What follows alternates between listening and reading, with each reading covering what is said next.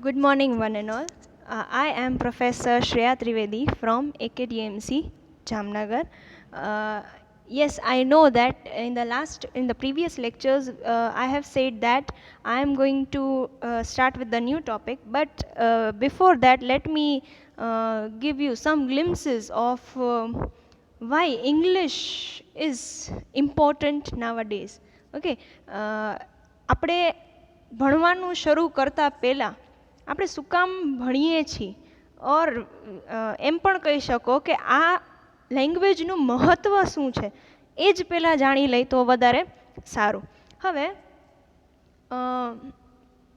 બધા એમ કહે છે કે ઇંગ્લિશ છે ને બહુ અઘરી લેંગ્વેજ છે, ઇંગ્લિશ બોલવું એ બહુ સારી વાત છે પણ એને શીખવું એટલું જ અઘરું છે.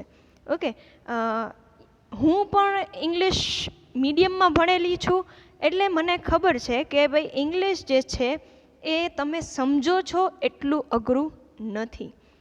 હવે આપણે બધા ગુજરાતમાં રહીએ છીએ બરાબર, એટલે ગુજરાતી આપણને બહુ સારી રીતે ફાવે છે, બોલતા વાંચતા લખતા બધી રીતે. તો એ જ વસ્તુ આમાં પણ લાગુ પડે છે કે ભાઈ ઇંગ્લિશ જે છે, હવે તમે કહેશો ઇંગ્લિશ અમને કઈ રીતે આવે, અમે તો થોડી કાંઈ બોલીએ છીએ બરાબર. હવે બોલતા નથી ઠીક છે, પણ કંઈક નવું શીખવું તો જોઈએ જ. આજે ઇંગ્લિશ એક એવી ભાષા છે કે જે આખા વિશ્વમાં બોલાયેલી ભાષા છે. કોઈ એવો દેશ નથી કે જેમાં એ ભાષા બોલાતી ન હોય બરાબર. ક્યાંક ફર્સ્ટ લેંગ્વેજ તરીકે વપરાય છે, ક્યાંક સેકન્ડ લેંગ્વેજ તરીકે વપરાય છે, પણ ઇંગ્લિશનું મહત્ત્વ આજે દુનિયામાં ખૂબ છે. જો તમને ઇંગ્લિશ ન ફાવે તો આ આખા દુનિયામાં તમે જેટલું તમને ખુદને પ્રેઝન્ટ કરી શકો એટલું ન કરી શકો. કારણ કે આજે તમે ગમે એ ફિલ્ડમાં જાઓ, ગમે એ, તો એમાં તમારું ઇંગ્લિશ બહુ પાવરફુલ હોવું જોઈએ. If you are not knowing English language to speak, to write, to we can say learn, okay, then you don't have a space in this world, because nowadays competitions are such that you have to deal with this competition, and to deal with this competition you need to know the language English. English એક એવી ભાષા છે જે વિશ્વ સ્તર ઉપર બોલાયેલી ભાષા છે બરાબર. આજે કોમ્પિટિશન એટલું વધી ગયું છે કે આપણે વિચાર ન કરી શકીએ કે આપણે આ દુનિયામાં ટકશી કેવી રીતના બરાબર. કારણ કે આ દુનિયામાં જે જરૂર છે એ જો આપણે એને પહોંચાડી ન શકીએ તો આ દુનિયામાં આપણે ચાલી ન શકીએ બરાબર. So for that English is very important. Now you will say that English is very difficult to understand, but let me tell you, it is the research which is saying that English is the easiest language to learn. એક research પ્રમાણે English language જે છે એ સૌથી સહેલામાં સહેલી language છે શીખવા માટે, જ્યારે ગુજરાતી જે છે ને એ સૌથી અઘરામાં અઘરી લેંગ્વેજ કહેવામાં આવેલી છે. તો હવે તમે ખુદ વિચારો, you only just imagine that if you know Gujarati very well, if you can speak Gujarati very well, then why not English? જો તમે સૌથી અઘરામાં અઘરી લેંગ્વેજ બહુ સારી રીતે સહેલાઈથી તમે બોલી શકો છો, તો ઇંગ્લિશ જે સૌથી સહેલી ભાષા ગણવામાં આવેલી છે એ શું કામ નહીં બરાબર. હવે તમે કહેશો અમે બોલતા કઈ રીતના શીખીએ, શું કામ નહીં. આજે તમે ગુજરાતી લેંગ્વેજ તમને આવડે છે તો કઈ રીતે આવડે છે તમે ખુદ વિચાર કરી લ્યો બરાબર.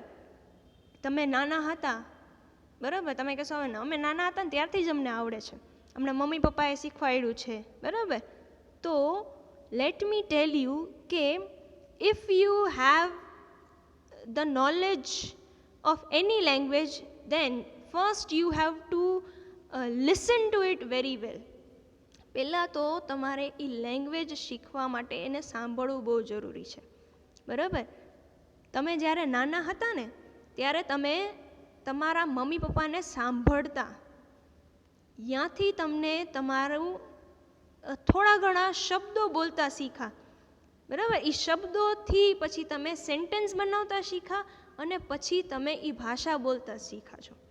તો આ જ સ્ટેપ ઇંગ્લિશમાં પણ છે કે જો તમારે ઇંગ્લિશ લેંગ્વેજ બોલતા શીખવી હોય તો એ તરત એક ઘાએ ન આવડી જાય કોઈને. You can not speak English fluently at a time. Okay, you have to learn it step by step. Okay, just as the way you learned Gujarati, you have to learn English, and it is must for everyone to have a bit of knowledge of English. બરાબર. કોઈ એમ ના કહેવું જોઈએ કે ભાઈ તમને English નથી આવડતું તો તમે ક્યાંય ચાલશો નહીં. ઓકે, આવું કોઈ બીજું કહે એના કરતાં આપણે ખુદ પહેલાં જ સમજી જઈએ કે ભાઈ થોડું ઘણું ઇંગ્લિશનું નોલેજ તો આપણે હોવું જ જોઈએ. ઓકે, આજની દુનિયામાં ખાલી ઇંગ્લિશ લેંગ્વેજ નહીં, તમારી પાસે કમ્પ્યુટર નોલેજ હોવી જોઈએ, બરાબર. અમુક એવી નોલેજીસ, જનરલ નોલેજ હોવું જોઈએ તમારી પાસે, સાયકોલોજીકલ અમુક તમારી પાસે નોલેજ હોવું જોઈએ. તો આ બધી વસ્તુ તમારે ધીમે ધીમે શીખવી જ પડે જો તમારે તમારું કરિયર સિક્યોર કરવું છે. જો તમે તમારું કરિયર બનાવવા ઈચ્છો છો, બહુ સારું કરિયર બનાવવા ઈચ્છો છો, તો તમારે એની માટે પહેલાં તમારે વિચાર કરવો પડે કે મારે શું મારા કરિયર માટે જરૂર છે, અને જો મારે આ વસ્તુની જરૂર છે તો એ મારે કઈ રીતે શીખવું. તો એ જ રીતના તમારે ઇંગ્લિશ શીખવું જરૂરી છે, કારણ કે આજે કોઈ પણ ફિલ્ડમાં જશો તમે તો ઇંગ્લિશ જે છે એ મેઇન કહેવાય છે અત્યારના, બરાબર. તમે સાયન્સમાં જાઓ, બરાબર, જે સાયન્સ સ્ટુડન્ટ છે એ સાયન્સ સ્ટુડન્ટ પણ એમ જ છે કે એને ઇંગ્લિશ આવડશે તો એને આગળ વધવામાં મળશે. આજે તમે કોમર્સ કરો છો સપોઝ, તો કોમર્સમાં CS વગેરે જે છે એ લોકોને ફોરેન કન્ટ્રીઝ હારે પણ ડીલ કરવાની હોય છે. તો ફોરેન કન્ટ્રીઝમાં આપણું ગુજરાતી ના ચાલે, હિન્દી ના ચાલે. Okay, so for that you have to learn English. તમે આર્ટ્સ રાખેલું છે તો તમારે આર્ટ્સમાં પણ અમુક એવી વસ્તુ છે જે ઇંગ્લિશમાં શીખવી જરૂરી છે. માનું છું કે કદાચ તમે ગુજરાતી મીડિયમમાંથી આવતા હો તો તમારી માટે ડિફિકલ્ટ છે, પણ that is not that it is impossible. બરાબર. આપણે ફેમસ ડાયલોગ સાંભળ્યો છે કે there is nothing the word like impossible, it itself says that I am possible. બરાબર. ઇમ્પોસિબલ જેવું કંઈ હોતું જ નથી કે, બરાબર. એ શબ્દ ખુદ એમ કહે છે કે આઈ એમ પોસિબલ. બરાબર. એમ કોઈ ક્યારેય પણ ના કહેવું કે આ મારાથી શક્ય છે નહીં. ઓબ્વિયસ છે જ તમારાથી શક્ય, બને જ છે તમારાથી, પણ બસ શીખવું પડે. એક ધગસ હોવી જોઈએ તમારામાં. You should have a fire in you that I want to learn English, I want to know this thing, I want to have a knowledge of this thing. Without this you cannot go anywhere. Okay, so for learning English language, first you have to recall that how I learned Gujarati. Okay, અને જો એક વસ્તુ છે કે જો તમને English નહીં આવડે તો તમે આગળનું કોઈ પણ નોલેજ તમે શેર નહીં કરી શકો. આજે તમે સોશિયલ મીડિયા આટલું વાપરો છો, you are using social media a lot, no? You are using Facebook, you are using Instagram, you are using Snapchat, you are using WhatsApp, you are even using Twitter. Okay, so in all these things English is must. Okay, I have seen such students also that who are using social media a lot and still they are not knowing what the spelling of share is, SHARE. બરાબર. તો આ એક બહુ દુઃખદ વાત છે કે ભાઈ તમે આટલું સોશિયલ મીડિયા વાપરો છો, બરાબર, છતાં તમને ઇંગ્લિશના અમુક સ્પેલિંગ્સની તમને ખબર જ નથી. તો આ વસ્તુ ઉપર તમારે અત્યારથી ધ્યાન દોરવું બહુ જરૂરી છે. તમે હજી FYમાં છો એટલે તમારી પાસે ખૂબ ટાઈમ છે. You are having a lot of time. You can speak English fluently within a year. I bet you that you can speak English within a year, but for it you have to struggle with yourself. તમારે ખુદને જ તૈયાર કરવું પડશે અને તમારે ખુદને જ શીખવું પડશે. હવે તમે કહેશો કે મેમ અમે ઇંગ્લિશ બોલીએ તો આજુબાજુવાળા હસશે અમારી ઉપર કે જો બહુ મોટી એવી ઇંગ્લિશવાળી કે બહુ મોટો એવો ઇંગ્લિશવાળો. No, don't think about society, what society will think.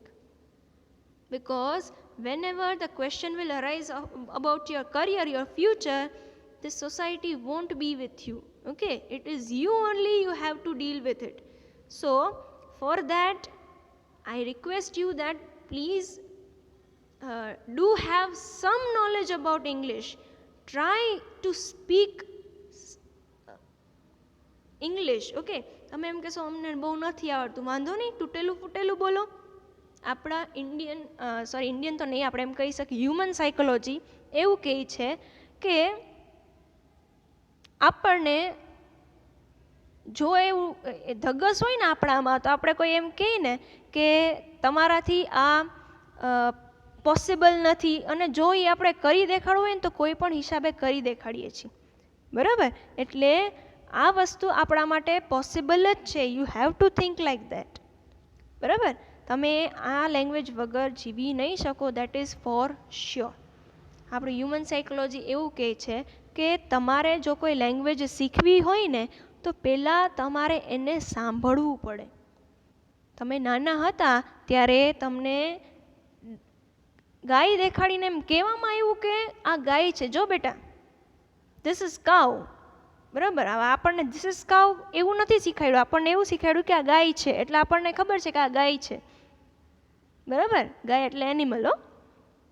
Okay, so A language Gujarati લેંગ્વેજમાં આપણે સાંભળ્યું છે એટલે એ તરત આવડી ગયું આપણને, કારણ કે એ સાંભળ્યું છે, પછી આપણે એને બોલવાની ટ્રાય કરી છે, અને પછી એને લખવાની ટ્રાય કરી છે, અને પછી એનાથી સેન્ટેન્સીસ બનાવવાની ટ્રાય કરી છે. તો આ જ સ્ટેપ છે કોઈ પણ લેંગ્વેજ શીખવા માટે, કે પહેલાં તમે એને સાંભળો. તમે ઇંગ્લિશ કોઈ બોલતું હોય ને તો એને શાંતિથી સાંભળો પહેલાં, પછી એને સમજવાની કોશિશ કરો કે એ શું બોલ્યું છે. બરાબર? સમજાય નહીં તો આજે ઘણા બધા મીડિયા અવેલેબલ છે, ગૂગલ છે, ડિક્શનરી છે, બીજી કોઈ પણ વસ્તુ છે, સોશિયલ મીડિયામાંથી આજે તમે ઘણું બધું જાણી શકો છો. બરાબર? તો આ બધી વસ્તુ તમારે પહેલાં સાંભળવી પડે, પછી સમજવી પડે, પછી એને એ રીતના બોલતા શીખવું પડે. બરાબર? And then you can say that I have reach the level to speak English.